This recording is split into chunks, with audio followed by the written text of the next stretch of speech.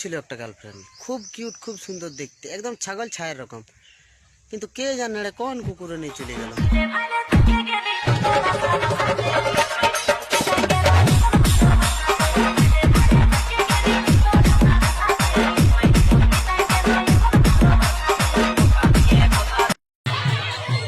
বলো রে, বলো হরি হরি বল।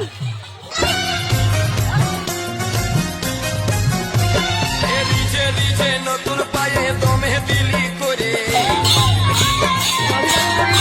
গেল জিরো হয়ে গামে গেল ঝরে।